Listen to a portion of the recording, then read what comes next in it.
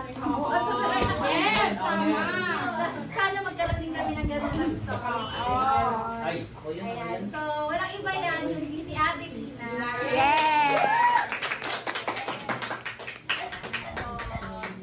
Dahil natutuwa ako at may mga girls at saka may mga boys tayo dito, no? So, sige, tatanong ko muna, sino may mga girlfriend na dito or boyfriend dito? Yun totoo, yun totoo. Meron ba? Meron? O sige, baka naman kasi hindi pa sila boyfriend, girlfriend. Baka naliligaw pa lang. O kaya naman, baka naman getting to know each other pa lang. Okay. O kaya naman pwedeng chat-chat pa lang nag-start. Friend pa lang. Okay. So, maganda naman yan, no? Usually yan sa mga kabataan, eh, no? Sa tumakas ba si Gian? Okay. So, uso-uso naman sa mga kabataan natin ngayon, no?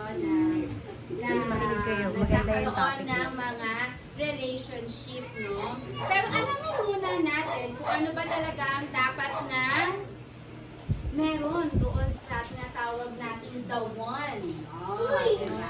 Ano ang meron dapat doon sa the one na yon at ano ba dapat ang meron kayo para talaga maging maganda ang magiging relationship ninyo if ever. Ha? If ever. Okay. Sige nga, kung kayo tatanungin ko, ano yung isang katangian na gusto nyo sa isang tao na gusto nyo maging ka-relationship? First owner. First owner niya. Sige na, ano?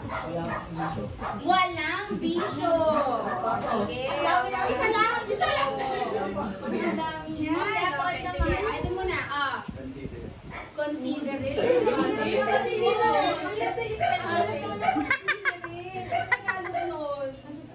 Anong considerate Tagalog?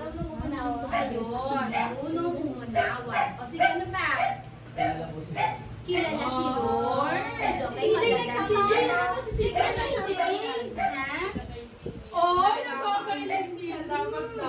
Okay, mukhang ano na si CJ ang nagkakaintindihan. Ano pa ba yung mga characteristic? O sige, Leonard, ano yung gusto mong meron doon sa magiging kapartner mo? Gusto mo lang makwality. Personality. Ano klaseng personality ka? Shy type? Gusto mo yung masayahin? Ganon.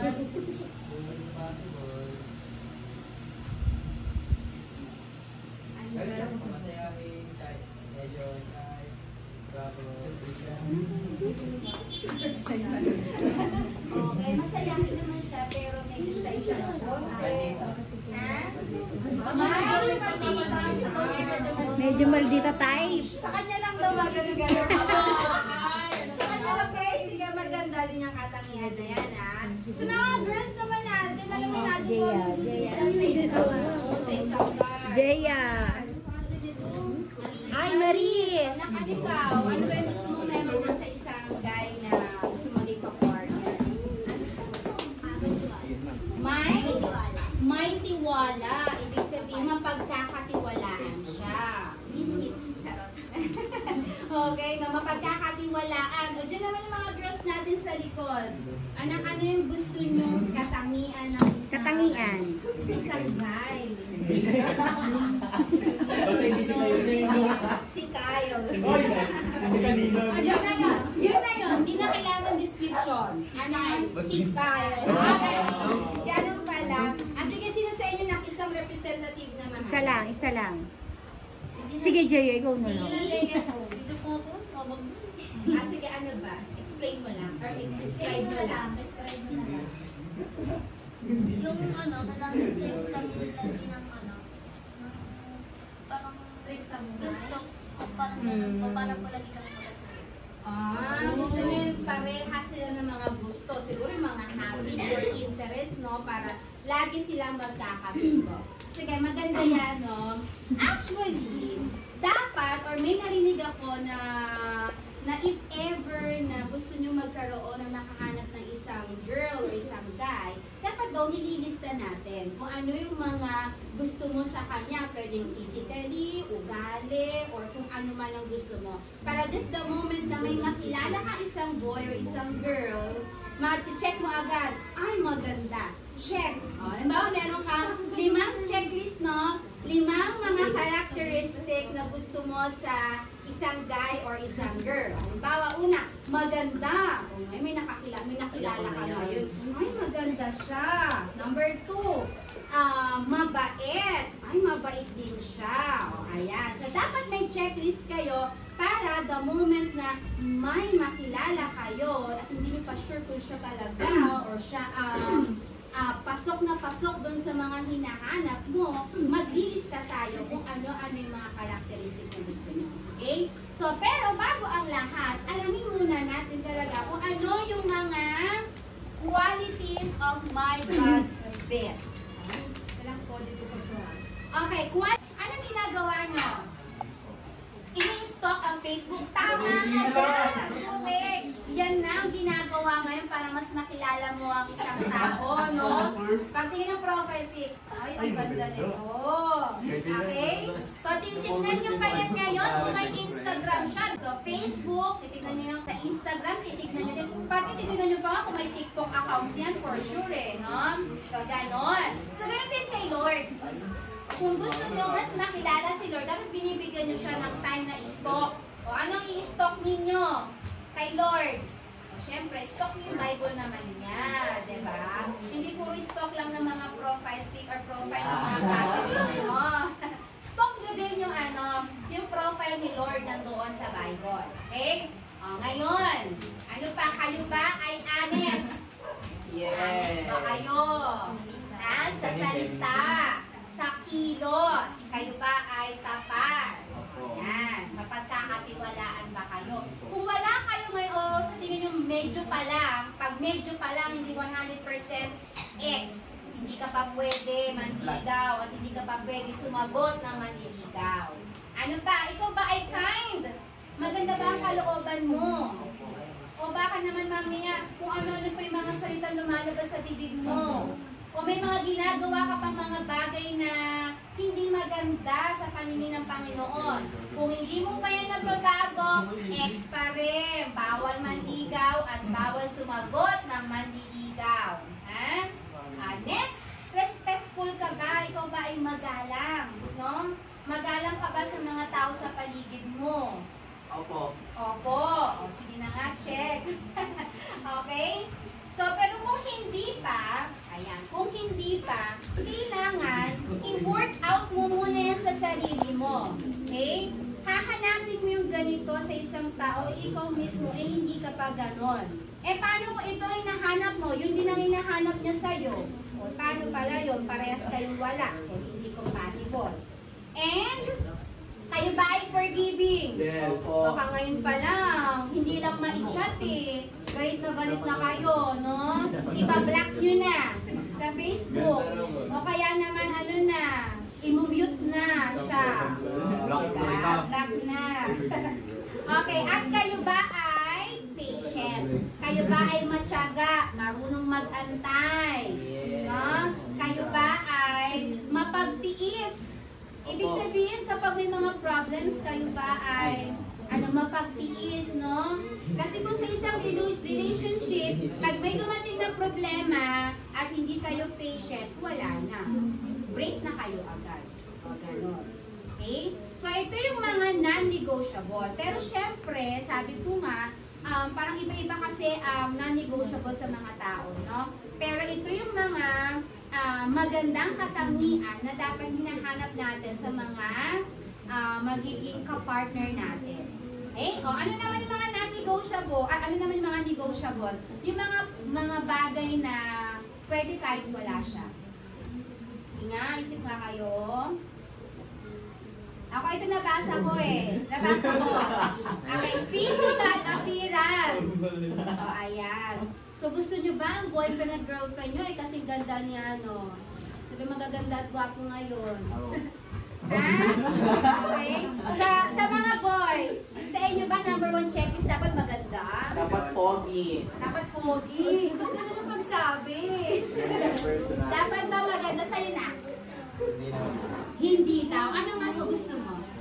Yung personality niya. Matalino mo. Okay, matalino. Maganda, matalino. Minsan, di ba, sa ugali niya o sa karakteristik na pinapakita niya, ay hindi siya ganun kaganda at kagwapuhan, pero parang nagiging maganda at gwapo siya sa paningin niya. Lucky. Tignan ang mga katabi. Oh, ang gwapo. Ang gwapo, ang ganda. O, sige, tingin doon sa likod. Ang ganda. Maganda. Okay. Ano pa? Ano pa yung mga pwedeng kahit din ay negotiable na kahit hindi naman ganun kagandaan, medyo lang. Medyo gwapo, gano'n. Okay? Ano pa? Inaisip pa kayo? Yung mga negotiable, pwede kahit wala siya ng ganung karakteristik. Parang Skyflix. May pasobra ka. Hindi yung Skyflix. Okay, yung pangalawa is yung interest and hobbies ninyo. Sabi niya kanina gusto niya sana yung kaparehas ng hobbies and interest para hindi sila nag-aaway. Okay? Pero may mga instances talaga na ito ang gusto niya na hobbies, ito naman yung gusto niya. Pero ang maganda kasi doon is dapat suportahan kayo ng gusto or ng hobbies. So, diba? Hindi ako magaling sa instruments eh. Paano pala yun? Suportahan mo siya dun sa gusto niya or sa hilig niya sa instruments. Eh, mas gusto ko yung ayoko na mag-jogging-jogging. Gusto ko yung biking. Suportahan mo siya dun sa gusto niya. Diba? Okay. So, yun yung mga negotiable. Pero, sabi ko nga, depende pa rin sa inyo kung ano yung mga negotiable sa inyo. Pero kami, bilang mga ate ninyo, mas maganda kung susundin natin yung mga non-negotiable. Mga bagay na hindi pwede na wala siya. So, mamaya, pag uwi nyo sa bahay, since mag-February 14, celebrate ng Hearts Day, ilista ninyo kung ano ang mga negotiable at saka non-negotiable ninyo. Mas maganda kasi may checklist kayo no? Para at least malalaman mo kung ito ba ay okay o hindi. Pero dapat, unang-una yan ay pinagpipray kay Lord.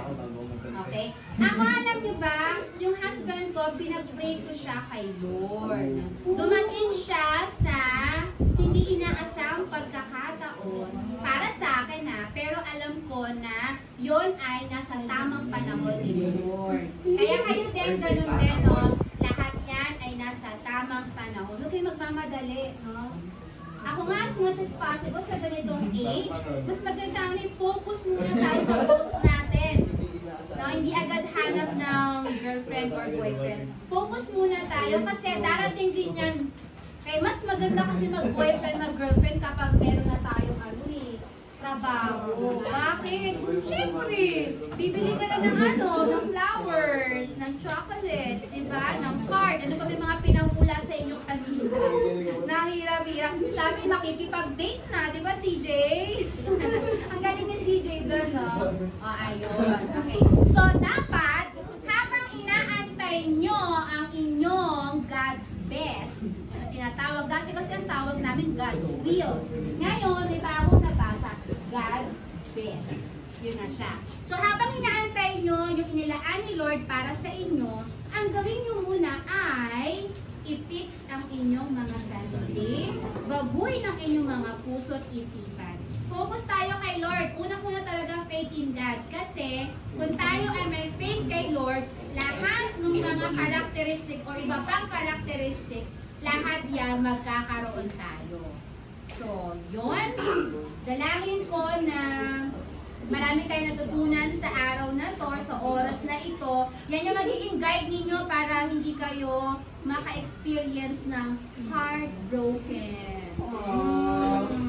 Okay? Kasi minsan kapag heartbroken kayo, apektado Apektado ang pag-aaral. No? Hindi makakain. parang gusto laging matulog, no? Parang ayaw na makipag-usap sa iba. Ganyan ang mga heartbroken. So, pag may kaibigan kayong ganyan, i-check ninyo, baka heartbroken siya. Okay? So, ngayon pa lang, i-ready nyo yung sarili ninyo kasi ito yung mga non-negotiable, dapat meron tayo nito. Ano man yung meron sa non-negotiable na tinuro ko, dapat ikaw muna. Ikaw muna ang magkaroon nun, no? Bago mo hanapin yun sa iba or sa mga ka-partner or sa mga boys and girls na gugustuhin mo sa mga susunod na panahon. Okay? O, yun lang. So, maraming salamat. Ate Aisa and Ate Angel. Ayun na. Palakpakan naman natin si Ate Tina.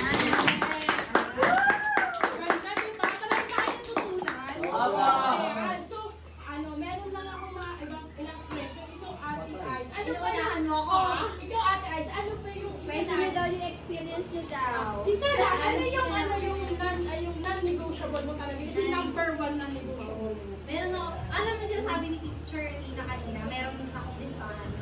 May listahan si Ate Ice. Meron akong negotiable. Negotiable. Pinag-pray ko yun sa Lord. Pero siguro yung sa akin kasi, more on characteristics. Ang sabi ko, gusto ko na na pareho kami ng values and principles sa buhay. Kasi parang in one na siya. Yan yung gusto ni Ate Aisa. Pero non-negotiable yun. Tsaka gusto ko sana kasi itong period na buhay ko, may trabaho. Ayun, Gusto ko may trabaho. Kasi syempre, paano na tayo. Ano yan? Non-negotiable. Non-negotiable. Okay, non-negotiable sa kanila. Non-negotiable. Pero dati, hindi yan yung non-negotiable. Dati. Yung age ka pa lang ano. Anong lang ganyan? Gusto ko lang Ilan yung sinasabi sa akin na Yung ganyang age. yung ano lang, yung personal trabaho. Nung age nyo, kahit wala pang work. Kasi mas gusto ni ate mo sa talba sa kanya. So, kahit walang work, pero gusto ko masipag. Non-negotiable ko yun. Non-negotiable. Tsaka madiskarte. Pero syempre, pag lumalaki ka na, nag-iiba yung mga non-negotiable mo, tsaka yung negotiable.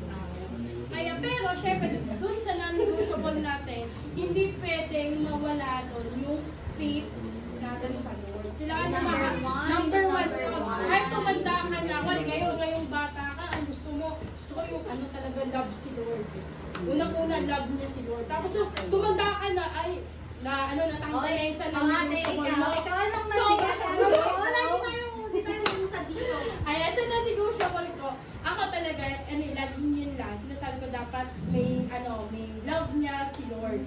Kasi pag sinabi kasi may love niya si Lord, lahat na yun magpa-follow. Yung save kami ng values, yung paano namin tignan yung mga buhay, yung bagay-bagay. Kasi pag parehas kami love namin si Lord.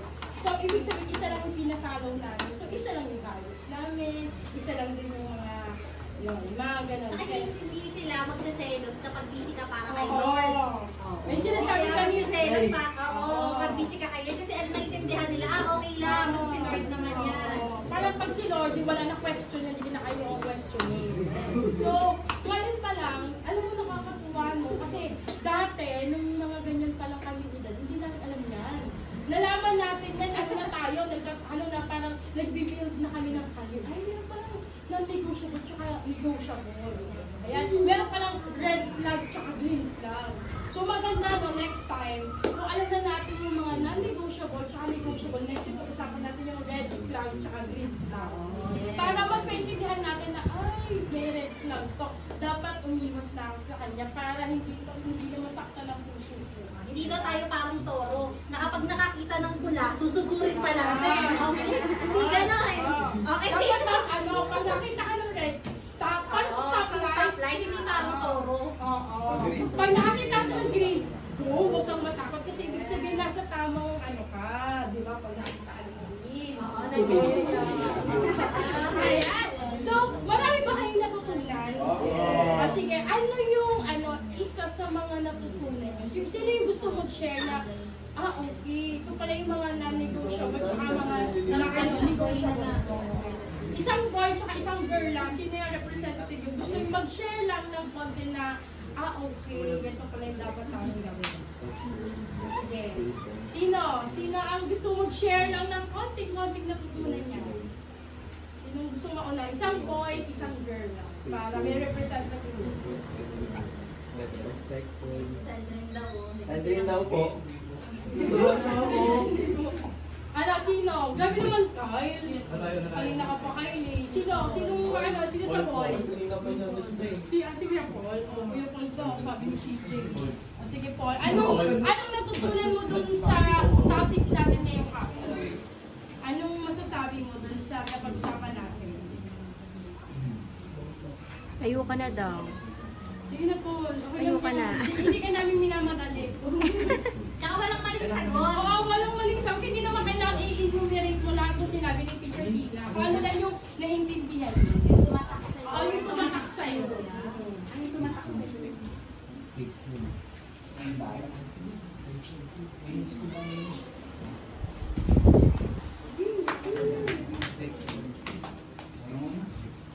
Sige daw po. Go na, Paul. Go, Paul. Amen, Paul. Lucky. Kahit ano na maiksi lang. Kung ano lang yung natutunan mo na, okay daw pala pag nagkagusto ako sa isang girl, dapat pala bigyan ko siya. Ay, ganun lang. Sumapal, sabi. Sige. Ano po? Faithful. Kasi po kapag hindi niya po kilala si Lord, mahirap pong parang mahirap pong ipaliwanag sa kanya yung mga rules po sa Bible. Oo, maganda. First order na tayo sa girl. Okay, sino sa girls? Ikaw, nabisa sa Para po sa akin yung parang maliliit na characteristic po sa tao, like yung pagiging magalang, parang malaking ambag na po pala yun para magkaintindihan kayo sa religion.